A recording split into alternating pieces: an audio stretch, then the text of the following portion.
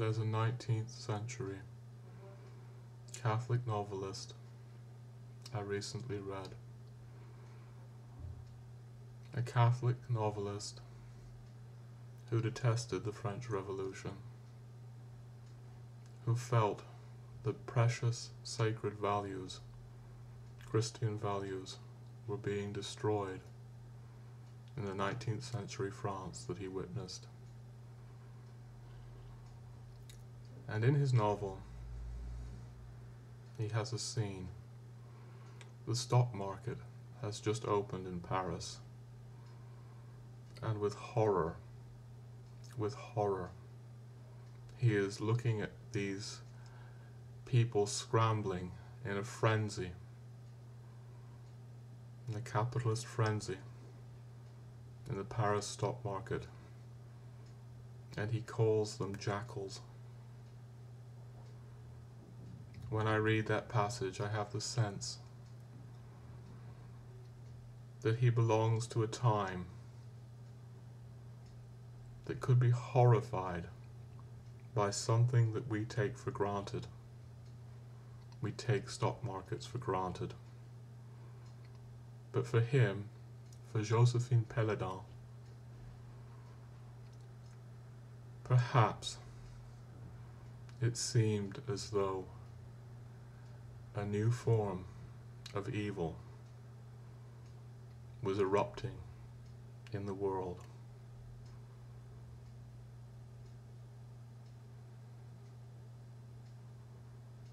Not long left to record before I must surrender this opportunity on the internet. What can I say from the deepest part of me? Disconnected images. France. Even though you rejected Catholicism, Catholic Christianity, perhaps more than any other Catholic country, I can feel in you your Catholic roots. I can feel how your society is still shaped by Catholic, sacramental Christianity. When I returned to Britain recently, it was so clear to me, Britain with all your ancient, sophisticated depth and grandeur, that you were a Protestant country. I could feel Protestantism deep down in your roots. You were so different from France. And my whole life seems to have brought me to you, France. Seems to have brought me to try to do some kind of work that I can't fully comprehend. A work that I seem to lack the resources for, lack the finances for, lack the power for, lack even a capacity to still speak the language.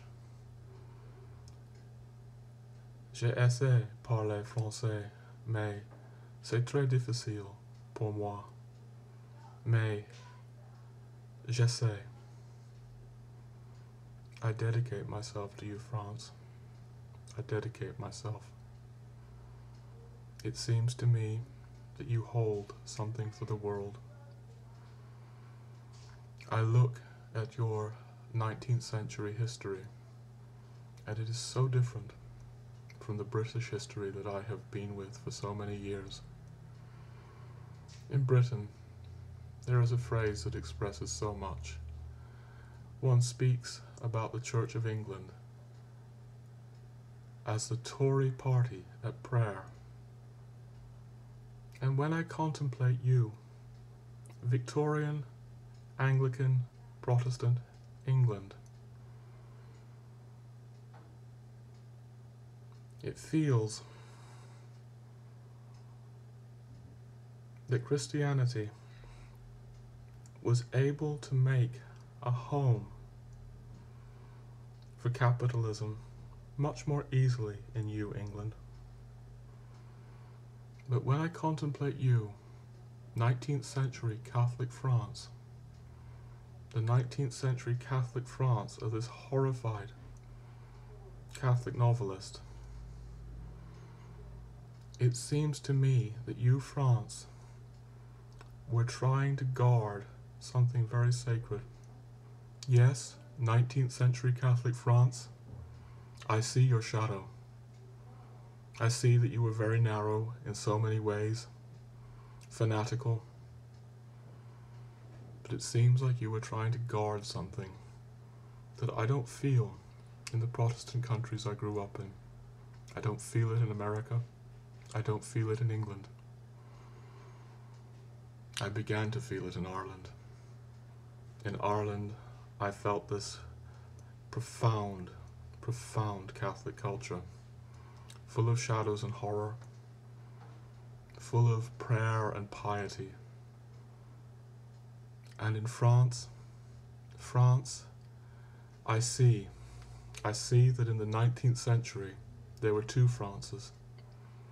There was the France of the Revolution, proclaiming liberté, égalité, fraternité, albeit ideals that were asserted through the French Revolution, through the massacre of hundreds of thousands of people, tens of thousands of Catholic priests and nuns, and lay people who felt faithful to Christianity. 19th century France, I see you proclaiming human rights, but you need to do it through murdering the sacred. And then I see this other 19th century France that is not at all like the Tory party at prayer, that is very, very definitely countercultural. And I find myself thinking of a need for a Catholicism that needs to be very, very, very countercultural in this epoch of capitalism. It seems to me, I look at the life of John Paul II. In the Poland of the 50s, 60s and 70s, there seemed to be no hope.